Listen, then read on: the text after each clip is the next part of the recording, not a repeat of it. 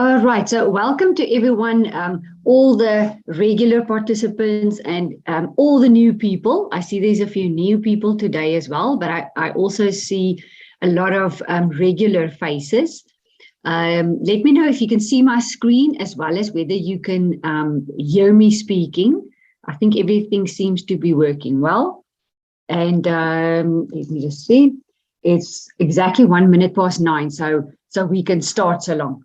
Okay, so I see more people are logging on as we're speaking. Okay, so welcome everyone. Today's stress management is going to be about part 2. So those of you who has participated last week know that we covered the basics of stress last week. So now we're going to build a little bit on the stress by doing part 2, which will also include a mental toughness, like resilience. So this is what we will be looking at today. And I want to urge you as well, as we're going through this, please participate, write your questions on the chat box, share it so that I want you to participate, and you will also see as you're participating, other people are feeling exactly the same way as you. So don't be shy or hesitant. This is an hour that you set aside for yourself. And I want you to fully enjoy it and listen and participate and just be with other people that thinks like you. The reason why all of you are on here today is because we share the same thing. The stress is hectic at the moment. I think it is getting a little bit worse almost. I don't know why. It could be just the aftermath of everything that's happening. But I do see like an escalation in the stress. So don't think you're the only one. I want to say actually well done for you for taking the time to be here today and to go through this. You will hear things that you've heard before. I'm going to tell you things that you do know. Maybe I tell you something that you don't know, but it's also just good to get a refresher, to get a reminder, because there's a reason why people say we need to do these things. Okay, so I'm going to close my chat box here. If you've got, please participate. So I've said that already. Okay, so this is part 2. So let me just move this. Okay, that box, I just want to get it to the bottom there. Okay, so my name is Cecilia Denton, and I'm an industrial psychologist, and I'm the owner of PTES Consulting. So we're a team of psychologists who do psychometric assessment, and we provide HR support to our national and international client base. So once again, I want to say thank you to the HR Talk for always organizing these webinars. So we work together with them. They are on the HR support talent management part, where we are more on the psychometric assessment part. So here is my website. If you need to go and look up about what we do, the value that we add, you're welcome to do so. We can also send you the slides afterwards. Okay, so let's move on to the first slide.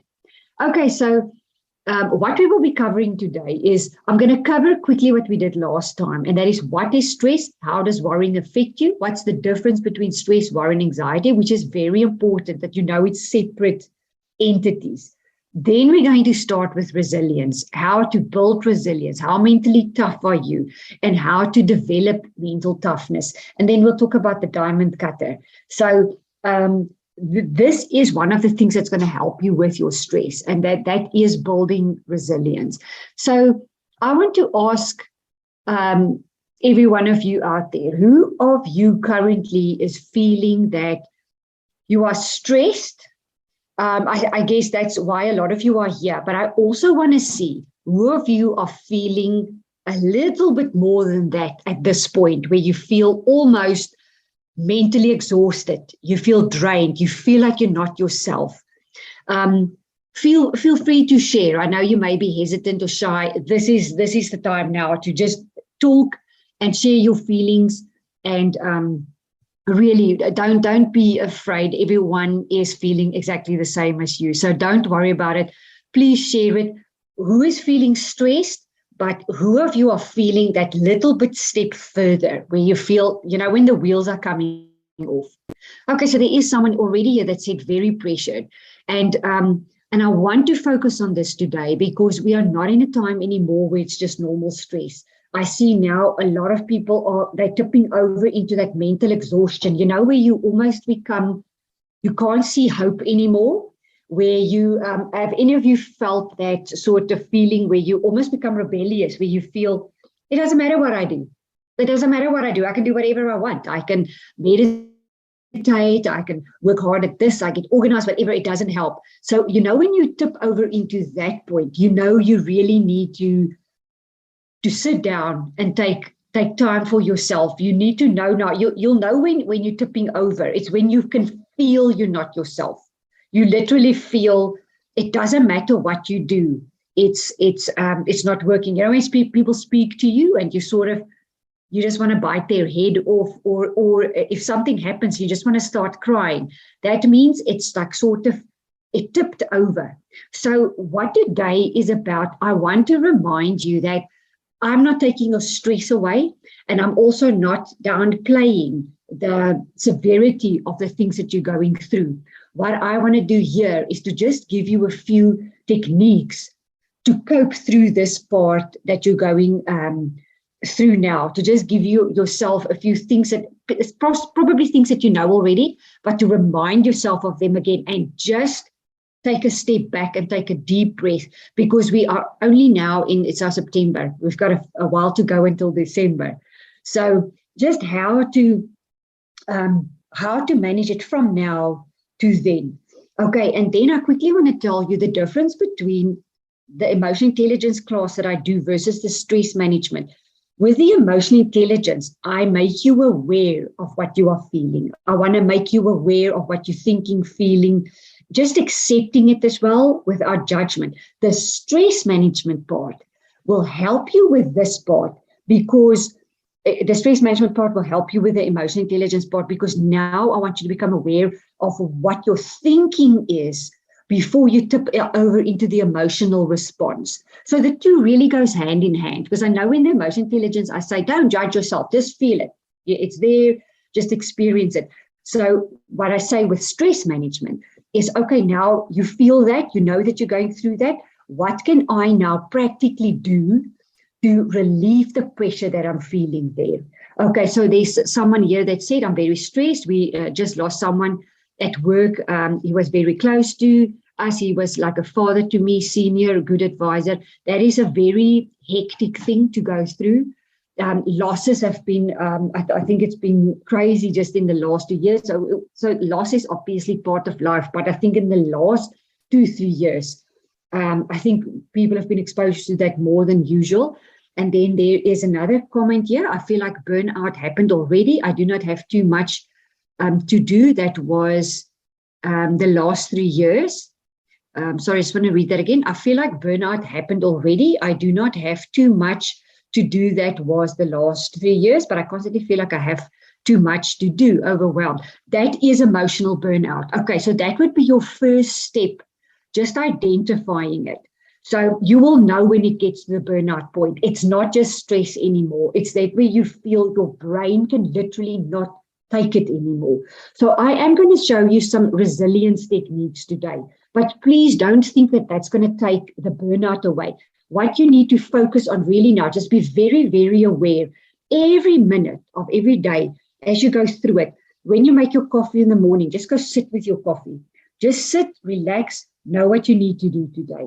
Then you take your next step. You go to work, wherever that is, at home, at the office, whatever. Take everything, every step, take it mindfully. Take it mindfully. Take more breaks. Even if you don't feel like a tea break at 10 o'clock, go take it. If you don't feel like lunch, take it. If you don't feel like a tea break again at 3 o'clock, take it. If you don't feel like a walk at 5 o'clock in the afternoon afterward, go take that walk. So do things that, you know what we do, but those are the things that first go out of the window when we're stressed and pressure. Bring those things back. Bring it back. Slow it down. Slow everything down, because when we get stressed, everything starts speeding up. Even like you say, yeah, I don't even have as much to do, but I feel like it's tripling. That is the mind literally playing that trick on you. And I know I call it a trick. It's really happening in your head. So you just mindfully step back, just observe this thing that is happening.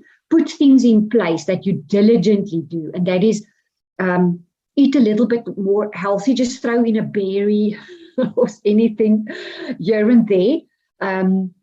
You'll know when you start grabbing at the wrong stuff. I know what happens with me when I get so exhausted, I don't even want to cook properly, or everything just goes out the window. There's energy for nothing. That's when you want to slow down and just go do what it is that you normally do. So every day remind you of this. And I want to tell you, you're going to have to remind yourself about this every day from now on until December, or when you know you can take your longer break. So be very, very mindful of this. So try to sleep more, try to do all those regular things that you actually do know that you need to do. Get in a little bit more exercise so that the body can get a little bit more tired. One other thing that that I'm going to tell you today, do a little bit more exercise. That is the thing that gets the stress hormone out of the blood. That will keep your physical body a little bit healthier. When you feel that burnout, it feels like a truck hits you, doesn't it? So be mindful of how you're feeling, but do the little things that you can do. Little things. Okay, so please share more comments in the comment group. I'm glad we're having this today. I can see there's people that needs it. All right, so let's start with a recap of last week. I'm just keeping an eye on the time. Okay, we covered last week that stress is the body's reaction to any change that requires an adjustment or a response. The body reacts to these changes with a physical, mental, and emotional response. Stress is a normal part of life. You can experience stress from your environment, your body, your thoughts. Very important, your thoughts. Everyone suffers from stress. Even if you walk from one room to another, there's a small difference in room temperature. Your body needs to adjust to it. So there exists a situation that we need to adapt to. So it's during this adjustment or adaptment phase that we don't do well. We do well or we don't do well. So that is normal stress. When you get to emotional burnout, that means prolonged. And so you may not even have this adjustment anymore. You are just mentally drained now. So I did some research as well on cognitive strain on the body due to pressure, increased work demands, or merely the way that you're thinking about it. It's cognitively straining you. It could actually lead to a lower level of performance or impaired performance. So really look after your brain. The reason why we eat is actually not for the body. We're actually feeding the brain. So be mindful of the amount of water that you drink, for the oxygen that goes through the blood to the brain, as well as what you eat that will nourish the brain. We think we're giving the body energy. Because it does secrete the energies and the sugars that we need, but you're actually feeding the brain. So don't fool yourself if you just start eating nonsense because it's quick. Stop, be mindful about it. Quick recap of what we did last week about the symptoms of stress. You may see now an elevated part of this. So identify your own elevated symptoms. I just want to check if there was another comment here. Yes, so someone says, does burnout lead to forgetfulness or brain fog? Absolutely. I literally read the research yesterday.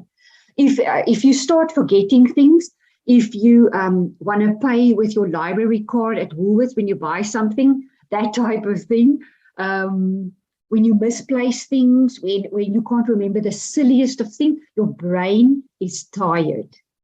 Okay, so absolutely forgetfulness and brain fog. Someone also told me this morning what us as women need to, I just want to look up the word, especially for women over the age of 40, 45, please Google or research it is a hormone. Let me just see what they call it. Sorry for estradiol. Okay, so I haven't researched it yet. Someone told me when there's a lower level of estrogen, especially for women that's a little bit older, research the effect of estradiol. I'm going to put it in the comments block when we're finished. Research these things and what the effect is on your body. Okay, let me go back to the symptoms. Please indicate or identify your symptoms and note down whether you feel an increase of symptoms. So let's do a little bit of an audit of where you are at the moment. So emotional symptoms. So remember there's 4. Emotional symptoms, physical symptoms. Next one is cognitive symptom and behavioral symptom. Let's go back to emotional. Easily agitated, frustrated, moody, feeling overwhelmed, you're losing control, having difficulty relaxing, quieting the mind, feeling bad about yourself, lonely, worthless. You know, when that sort of depression just washes over you, or even that, you know, that worthlessness, and you think, I'm just an idiot. You're not alone. Don't think that this is just you. It happens, it will blow over as well. But keep an eye on what you say to yourself and avoiding people. Your physical symptoms, all of you know these ones: low energy, headaches, upset stomach, aches, pains, tense muscles. You know these muscles in the neck, chest pains, rapid heartbeat, insomnia, frequent colds and infections. So remember, the way that you can optimize your physical body is with exercise, getting the hormone out of the bloodstream. So just a little walk or a run after work will help you with that.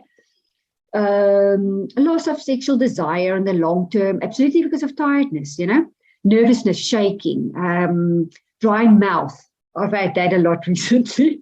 Clenched jaw, grinding teeth, and then cognitive symptoms. Here you get to the brain fog, constant worrying, racing thoughts, forgetfulness, inability to focus, poor judgment, being pessimistic. We're seeing a lot of pessimism in our psychometric assessments a lot lately.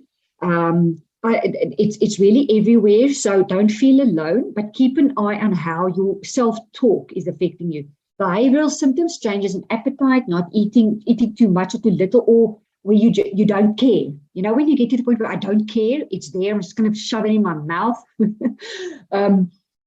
Do care. Just step back, be mindful. Procrastinating, using of alcohol, drugs, cigarettes, you know, just maybe taking a pain pill to make you sleep a little bit better. Be mindful of those small little things that we sometimes do.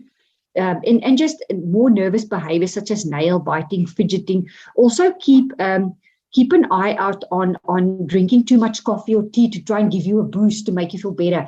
Coffee and stimulants, it will stimulate the central nervous system. That's what causing that anxiety and the rattle. Have your coffee, but limit it. Don't make it worse for you, because you may be thinking, now I'm even way more anxious than I actually really am, but your stimulants may be stimulating your central nervous system. And welcome, Henry. He's such a, what do we call it, a loyal participant, if I can call it that. So I'm glad to see you again. You didn't miss much. I'm covering what we did the last time. So please be aware of all of these symptoms. Let's jump to the stresses, external, internal stresses. Remember, external, deaths, injuries, illnesses, relationship breakdowns, things like that. Internal, we've got your own expectations on yourself, demands that you put on yourself, misperceptions, misunderstandings, assumptions, fear, anger. So just remember, it can be either or. All right. And then I'm going to quickly recap the difference between stress, worry, and anxiety, and then we will get to resilience. So these 3 things are not the same. So you'll remember it from the last time. Stress is what happens in the body. Stress is an emotional response and is usually caused by external triggers like exams, traffic, boyfriend-girlfriend problems, poverty, unfairness at work, illness, and more. Even inconsistency at work, where you don't know what's happening with work, that type of thing. Worry is different from stress in the sense that it's mostly internal thinking and happens in the mind.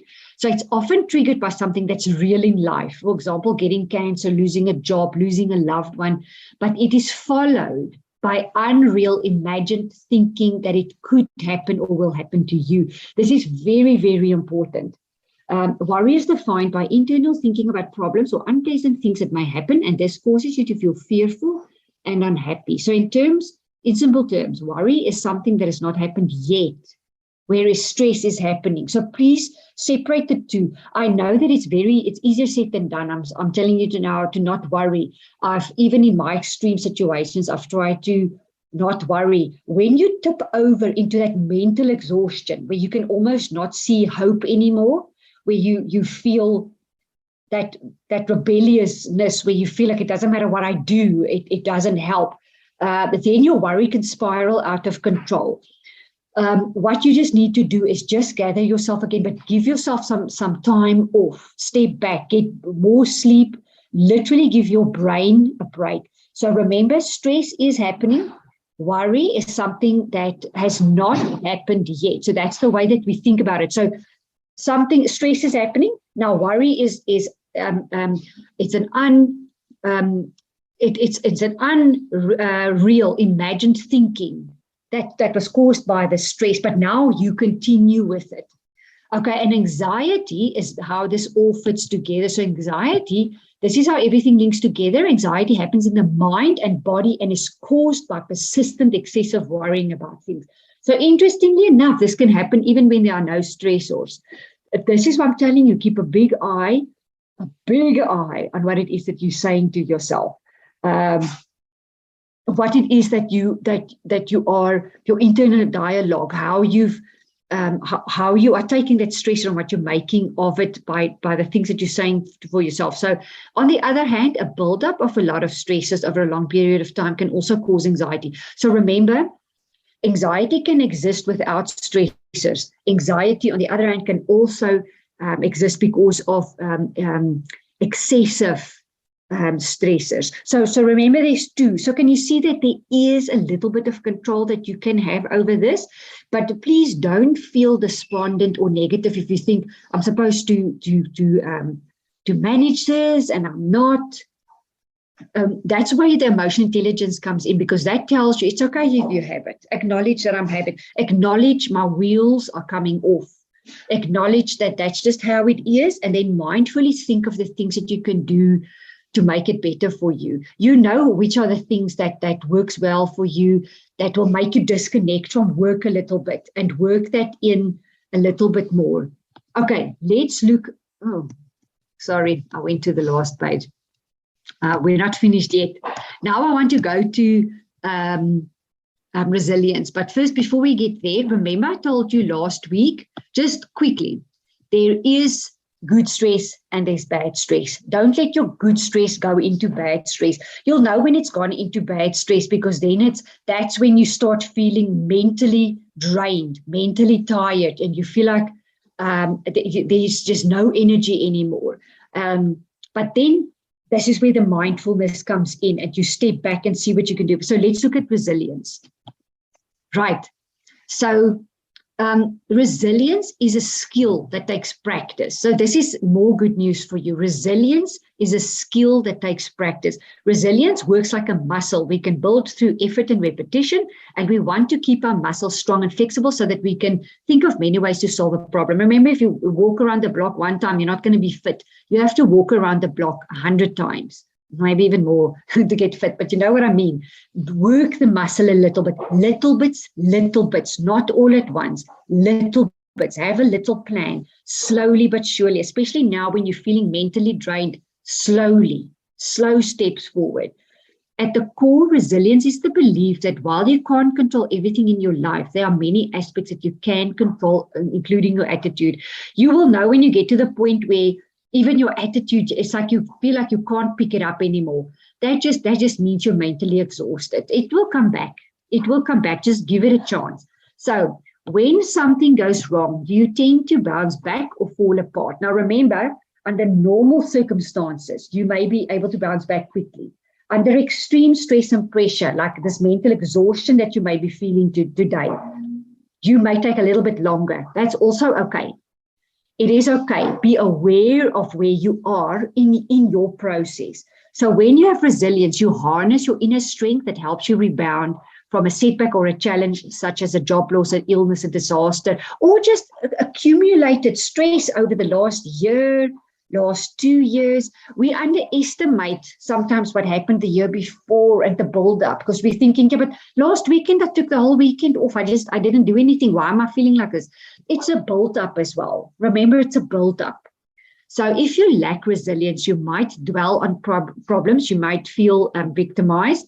You may feel victimized even just with that mental exhaustion. That doesn't mean that you don't have resilience. It may mean that if you tipped over from high stress to that real mental exhaustion, you may also feel victimized. I've had that too. So I know what I'm talking about. When you tip there and you just feel like a victim, you just feel overwhelmed, you just feel like it doesn't matter what you do. And I wrote it down here today. I want to remind you, human beings, we exaggerate and we generalize. Those two things can cause us a lot of damage because it makes us really feel hopeless.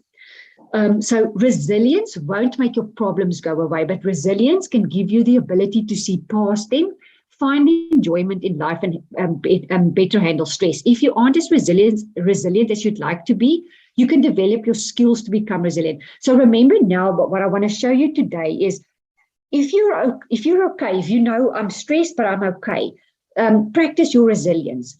But be patient with yourself. If you feel you've already tipped over into that mental exhaustion, you're not yourself, you don't feel good, someone mustn't even come and tell you today about resilience. It doesn't mean that you can't build your resilience. Just be patient with yourself. You're exhausted right now. So you will know where you are. Some days you may feel a little bit more resilient. Some days you feel less resilient. If you know you're not resilient at all, somewhere under the normal circumstances, then you can build on it. But I really want to speak to the business people today, the employee, not just senior people, but you know what I mean. People that's been around the block, that's tired, that's exhausted.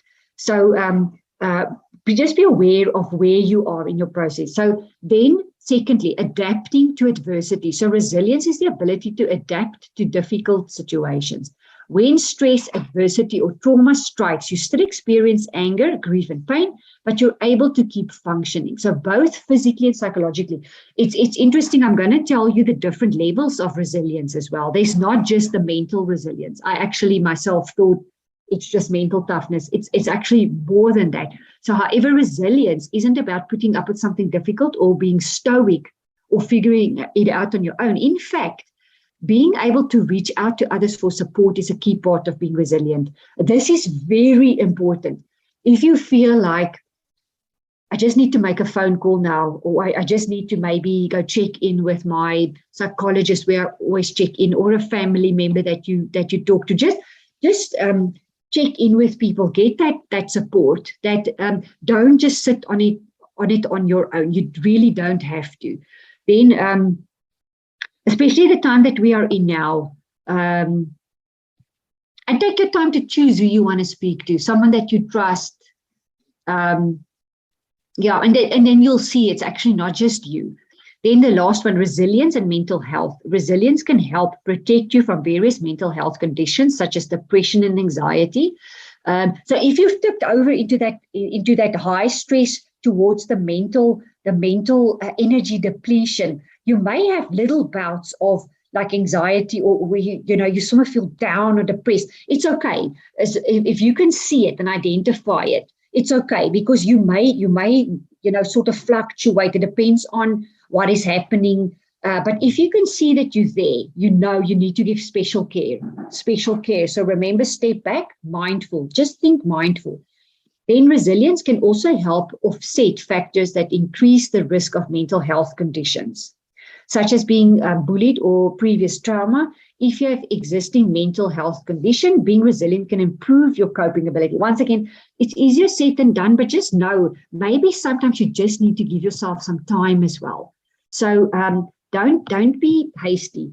So someone made a comment here. Let me see. I have made the mistake in the past of confusing resilience with avoidance. Yes, being resilient is based on assertiveness. Avoidance is based on the inability to deal with things. So yes, you're absolutely correct. It's not the same thing. Unfortunately, it had very bad consequences for myself. The important thing I learned is that effective resilience really is something that can be learned. Absolutely. So one must learn all the meanings of these words. So what I've learned in the past is, if I use the word compassion, someone actually said to me yesterday, when I used the word compassion, they said they don't have time for a pity party.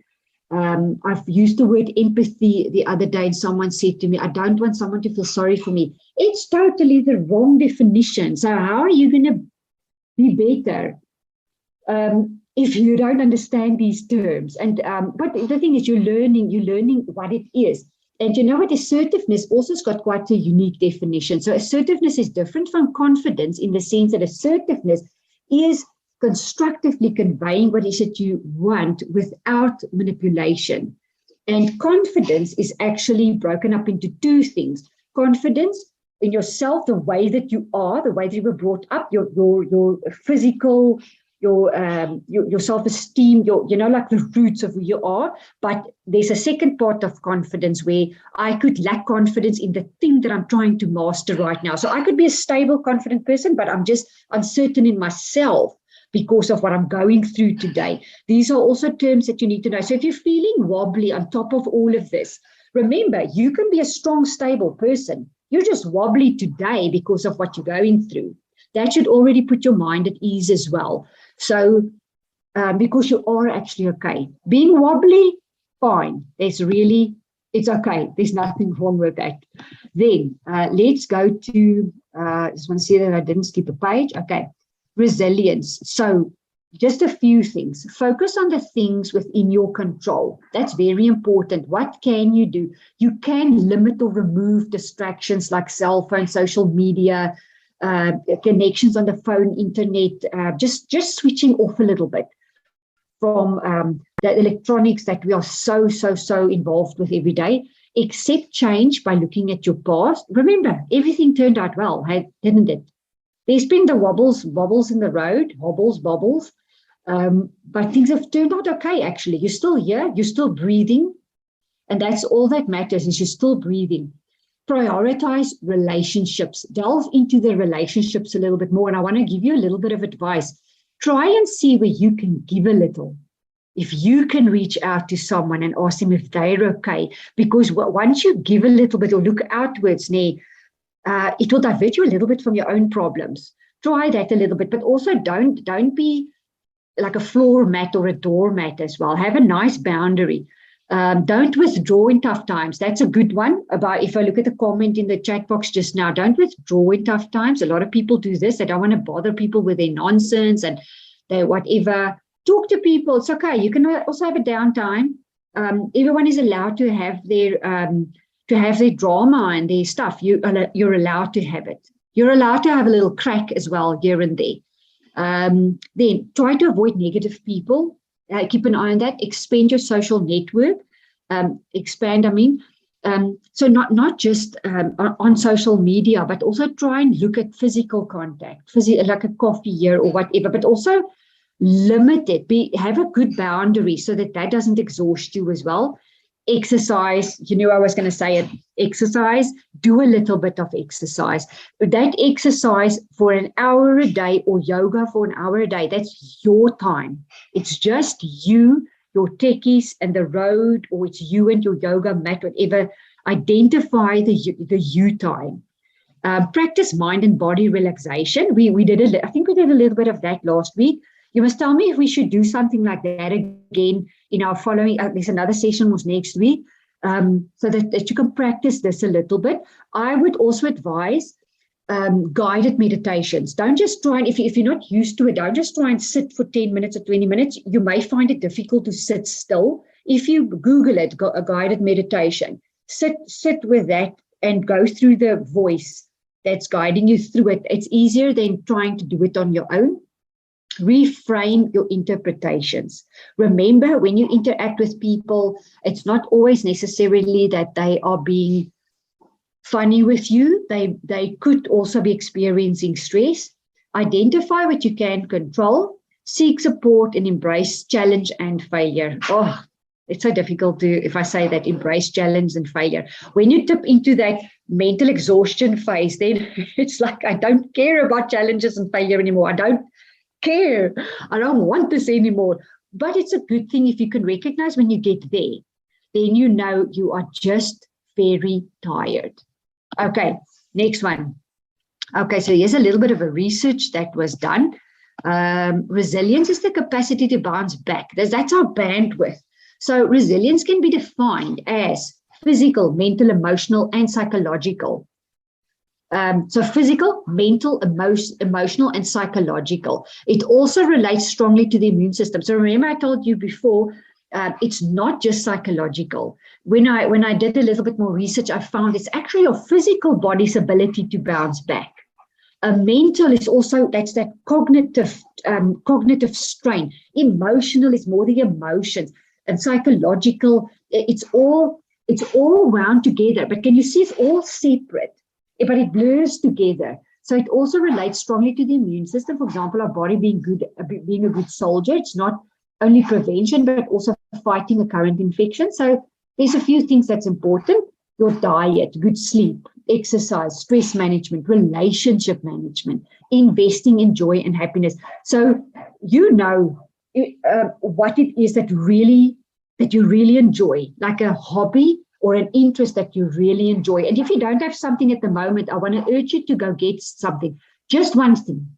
Go get one thing, even if it's an art class or a craft shop where you can make a crafty little thing, or draw a painting where you can just totally break from your normal way of thinking every day. Or whether it means to go and hike, just go and do a small hike. You guys know that Wolvespruit there in Pretoria. Take your dog or just your friend and go walk a little bit. Just go walk, just go get out there, get a little bit of a break. There's small things that you can do that will cost you nothing. But invest in it. The problem is, as soon as you stress, as soon as there's no more energy left, we cut out all of these things. That's the first to go.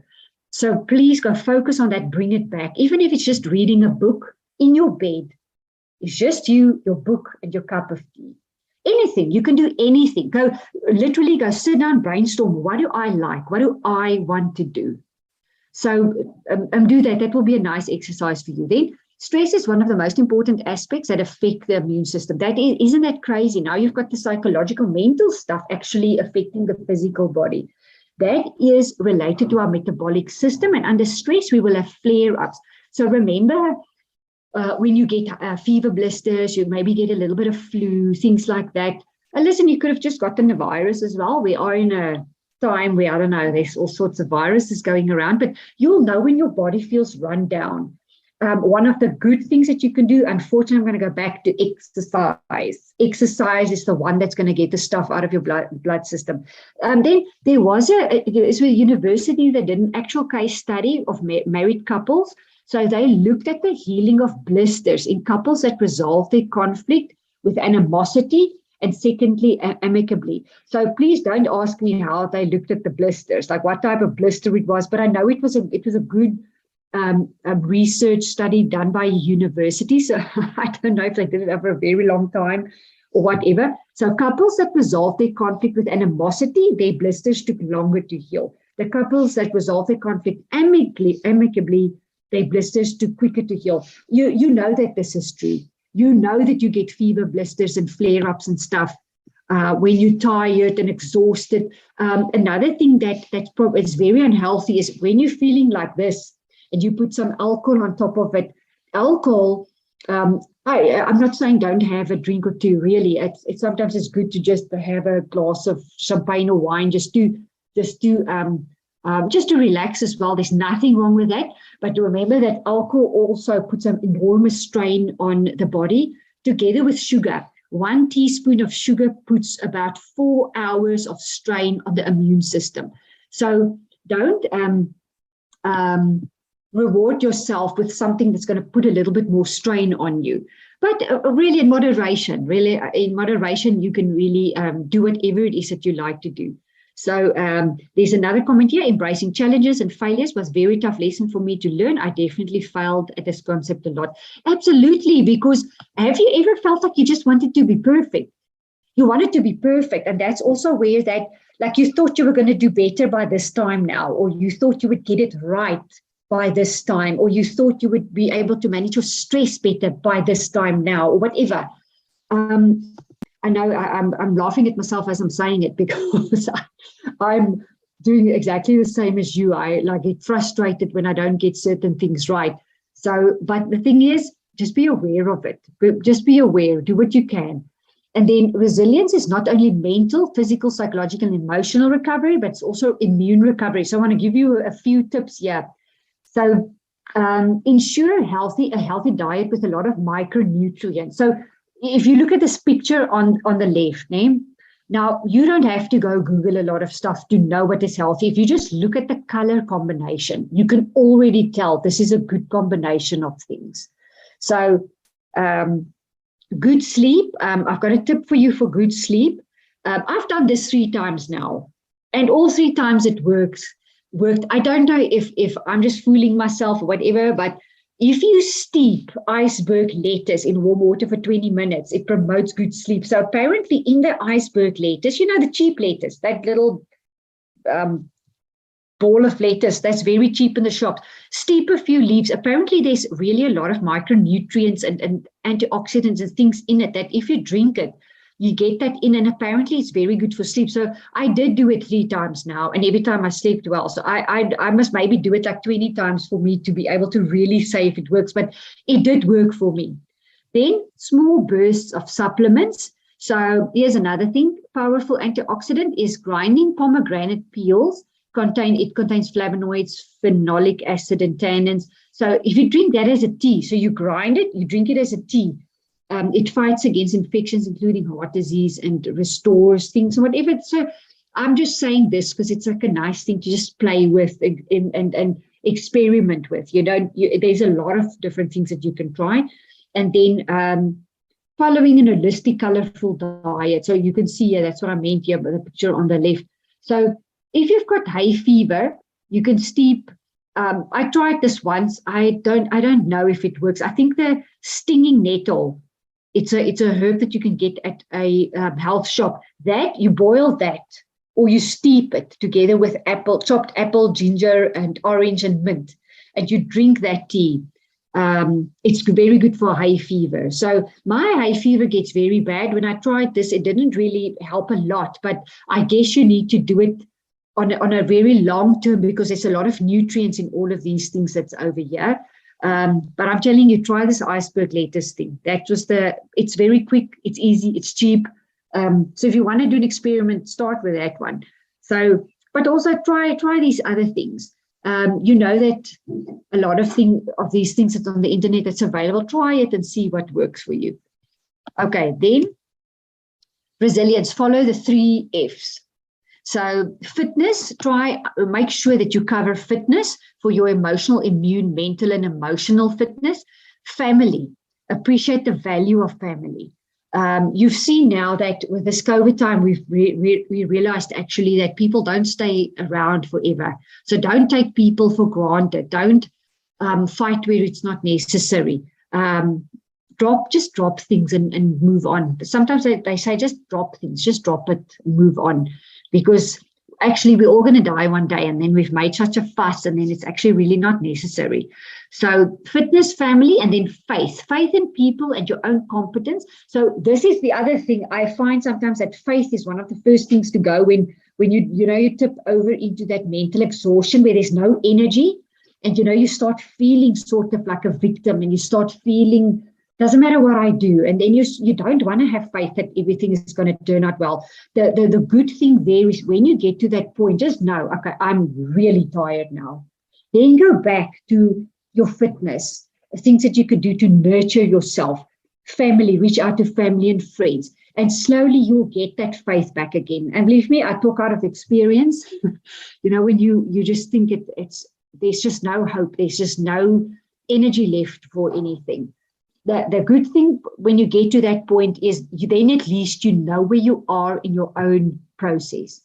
All right, so improve your resilience. Let's look at this. Get connected. Build strong, positive relationships with loved ones and friends that can provide you with the needed support and acceptance in good and bad times.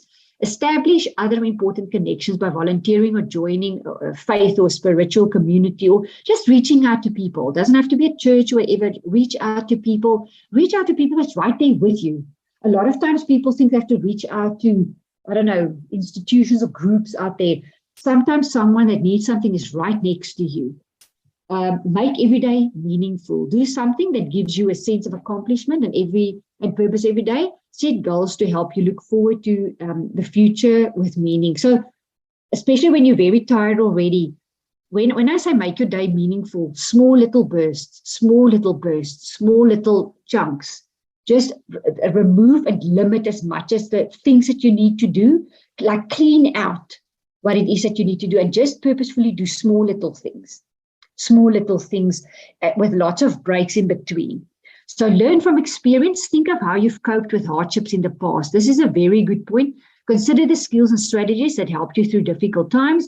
You might even write about past experience in a journal to help you identify positive and negative behavioral patterns and guide your future behavior. So remember, things have turned out well. Look at where we were 3 years ago. Can you believe that we're now walking around without masks? So even though some things did happen, that was maybe people died, people lost their jobs and things like that, we're still here and we're still breathing. So take it little bits by little bits. Then remain hopeful. You can't change the past, but you can always look forward to the future. So when you get to the point where you struggle to feel hopeful, also just identify where you are in your process. So if you don't feel hopeful, don't force it, don't push it. Just know I'm not feeling hopeful at the moment. I am tired, and that's also enough. You will get that energy little bits back when you look at all these other things. So do the other things that you feel that you've got energy for, or even when I say other things, even if that means limit and remove, that may also help.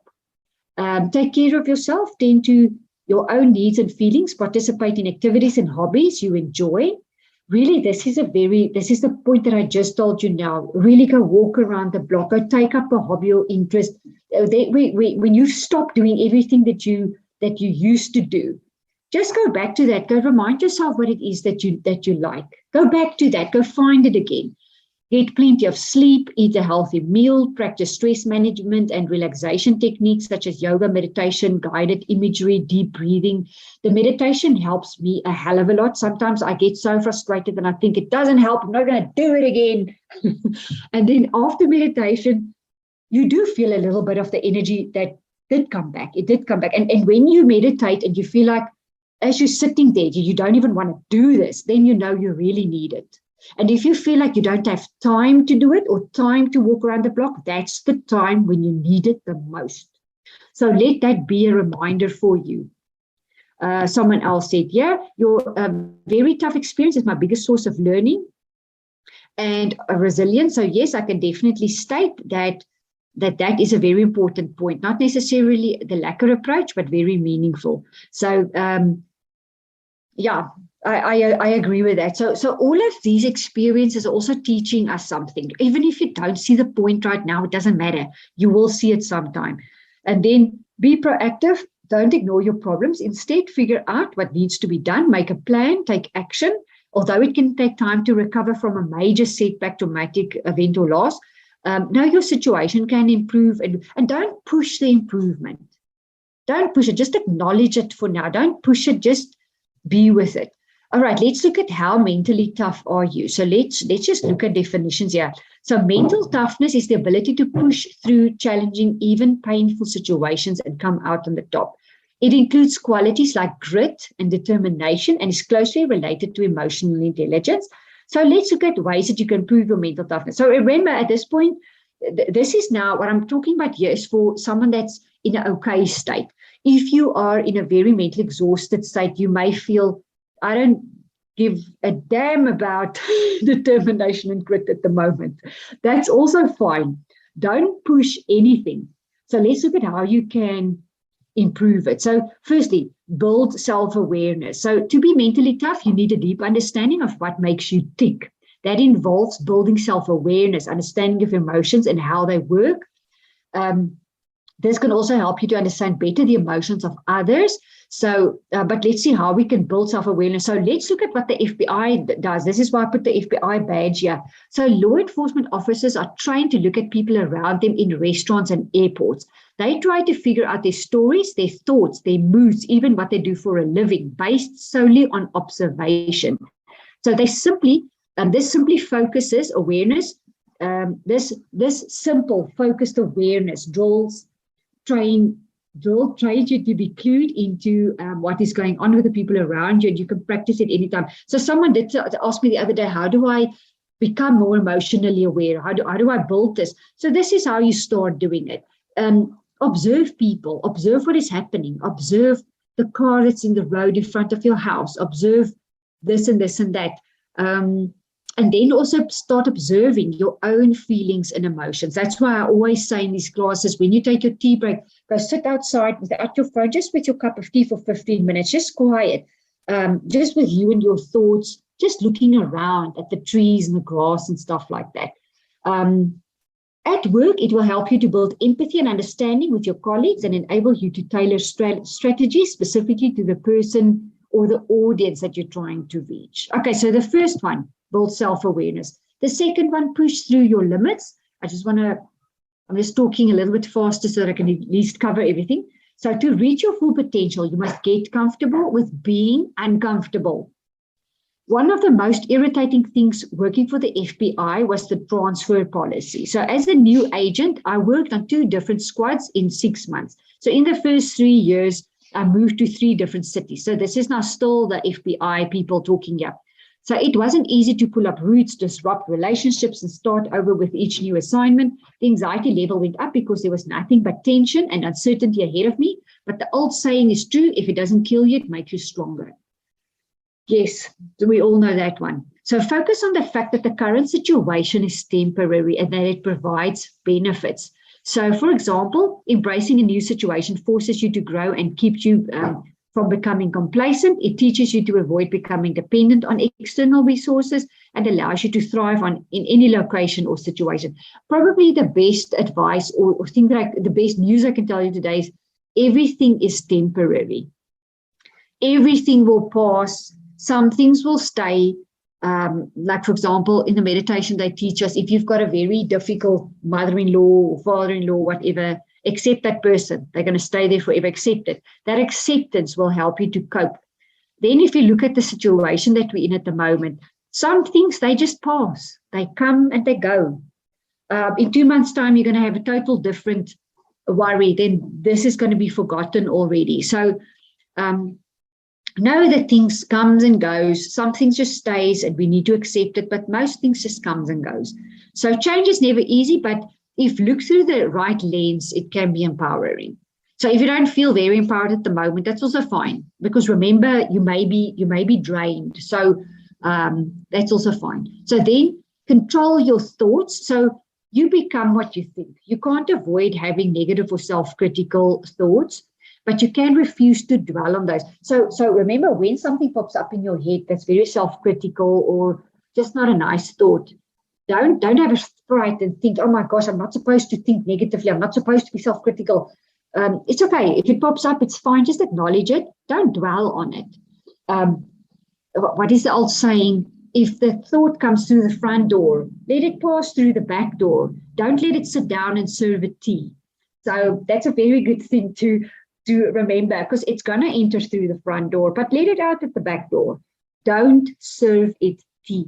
So you can replace them with positive thoughts, and that will have a direct effect on your actions. So even if you feel a little bit exhausted, in order to turn that negative thought into a positive thought, even if you just leave it there right now, it's also fine. You will get your energy back to turn the negative into a positive thought. So remember also, if you're very exhausted, just leave it like that as well. Don't push. Don't drive, because remember, that's what we do every day at work. We push, we drive, we go like that. Just if you have negative thoughts or worrying thoughts, just know it's there, it's fine. And then by changing the way that you think about self-limiting beliefs and other obstacles, you can rewire your brain so that you can accomplish more than you would otherwise. Okay, there's another comment here. What if your current situation is based on a hope that it would be temporary, but you have no idea when the temporary will change? Very true. That is so hard for me, because I like at least having an idea of when the uncomfortable temporary will change. It makes me feel a bit lost, and it's not within my control. So you have to accept that you don't know. Just accept it. And there's a lot of things that we don't know whether it's going to be temporary or not. You just accept it, because that is how it is at the moment. Just accept it. What you can control is what you do right there, right now. And that is maybe doing some planning with things that you can plan, taking enough rest breaks, doing what it is that's in your power, doing your bit, doing your part, because then you can rest assured, I'm doing what I can. You're not sitting or hiding or avoiding it or just moaning about it. You are actually doing your part. The rest you've got no control over, and you can just accept it. And you will see. In the past, even if you look back, some things have come and gone. Some things have remained. It's probably also there. Oh, and I hate to say this, but there's a lesson in these things. I hate to say it. And if you're tired and exhausted, you don't want to hear it, then it's like, can it just be normal? But there's probably a reason why you're going through that. Okay, and then learn to focus. Let me keep an eye on the time. Okay. If you want to be mentally tough, you must learn to focus your energy, both mental and physically. So just look at professional athletes. They repeat the same mind-numbing task over and over until it becomes second nature. So to achieve exceptional focus, you must do 5 things. Break down anything that you're trying to learn into smaller parts. Spend extra time on the actions that you specifically find difficult. Put your ego back on the back burner and ask for critical feedback. Adjust accordingly. Keep your goals in front of you and review them over and over. And then the last one, practicing these 5 things will increase your willpower and you become more persistent. So even if you're not used to, say, meditating or something like that, but you really feel like your wheels are coming off, try something new. Try something, a relaxation type of technique, but be persistent at it and see whether you can get better at it. So just keep an eye on these things. Okay, so keep growing. Intelligence and natural talent can actually become an obstacle to success. If you're born smart and talented, the temptation is to avoid hard work because things come easy to you, or you'll give up when the going gets rough. So but to build mental toughness, you must work hard to improve your weakness and things that you are already good at. So remember what you are already good at. So a mentally tough student is voracious readers, and they learn to learn new things. They aren't afraid of failure because they know that failure brings learning, and with learning comes improvement, and continued improvement brings confidence and eventually success.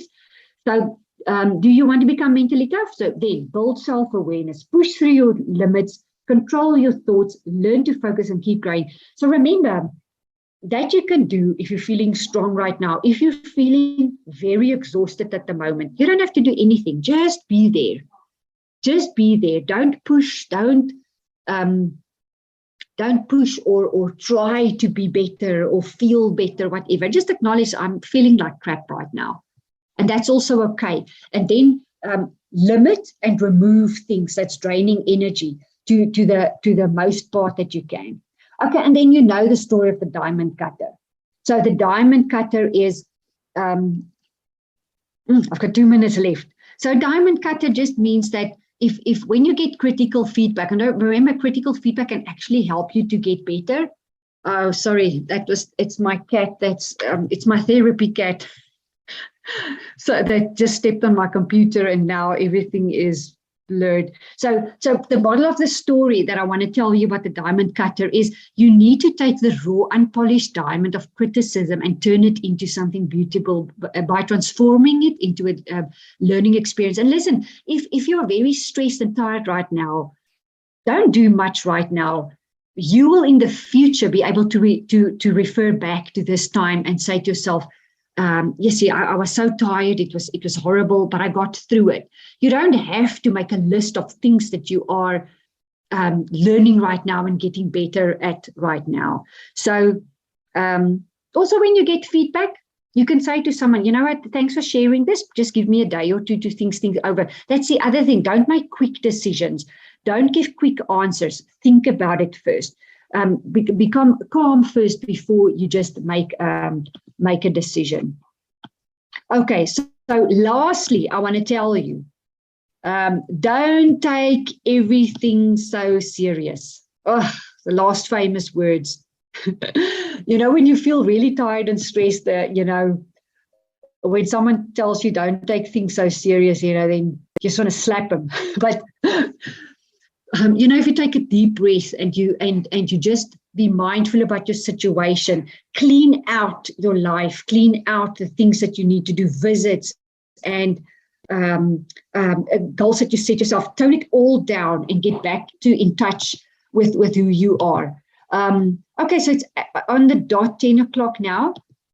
Let me just do this. Yes, so it's on the dot 10 o'clock now. If you've got any questions or anything that you want to share with me, let me know in the chat box. We will be able to send you this proposal. Not proposal. I'm even mixing myself. I've got brain fog. I'll be able to send you this presentation. The lesson for today is really very short and sweet. Just look after yourself. Just be mindful of how you're feeling and what you're going through. Don't force things. Don't force calmness on yourself. Just clean out your day. Clean out your desk at short little bursts. This is what we do from now until December, until you can regain your energy. So small little bursts. And reach out to other people as well. That will also help you. So this is our number and our email. If anyone wants to just touch base with us, please let us know. Thank you. Everyone is saying, lots to think about. There is lots to think about. And remember, just sit outside with your cup of tea, just with yourself and your thoughts, and just take a deep breath. There's my therapy cat. So that's the other thing you can do if you feel very stressed. Just be with nature as well. Just spend some time with nature. So I hope to see you all. Oh my God. Next week. And please remember, I forgot to give you this reminder. Later this year, in a few weeks' time, we're going to have study methods for students. If you've got any children or students that's in high school or university, they can join us for study methods in preparation for next year. So, okay, yes. So I'm also a very big cat fan. So at least, it's something that makes you smile. Okay, great. So I hope to see all of you next week for part 3. All right. Have a lovely day. Bye-bye.